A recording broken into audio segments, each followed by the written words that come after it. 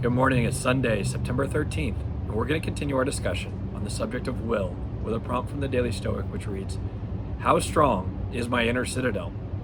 So from time to time on these videos, you've probably heard me make reference to something called the inner citadel.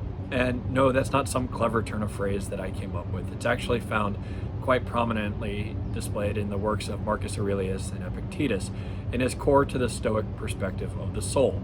And for me, it's been very helpful to firmly establish this concept in my mind to the point where it almost feels like a tangible physical barrier.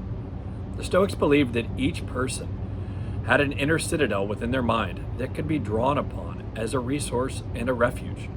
It was this fortress that protects the soul. As Marcus Aurelius writes, "Remember that when it withdraws into itself and finds contentment there, the mind is invulnerable. The mind without passions is a fortress. No place is more secure. Once we take refuge there, we are safe forever." And if it's strong enough, the inner citadel is our protection against all external events. Even the worst physical hardships or injustices or temptations cannot penetrate the walls that protect our internal, indomitable spirit.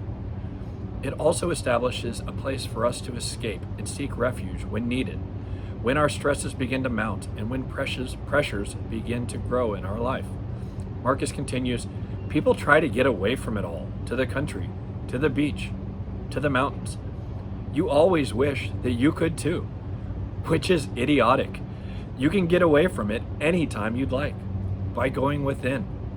Nowhere you can go is more peaceful, more free of interruptions than your own soul." So that all sounds really nice, but there is a catch. No one is born with an inner citadel. We have to build it and then constantly reinforce it. It's a concept that can be learned, but we have to put in the work. That work is found in the content and the exercises that I discuss in my writing and in these videos. And I like to think about my inner citadel as having two defensive encircling rings. The outermost is our objective thought. Seeing things clearly for what they are protects us from irrational interpretation, which often leads to irrational behavior. We fortify this ability by creating space between stimulus and response.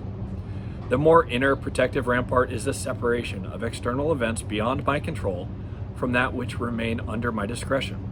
What I'm left with inside those walls is a clear, filtered view of all situations, focused on where I can take action while being protected from the inevitable onslaught of distractions and worries which serve no purpose.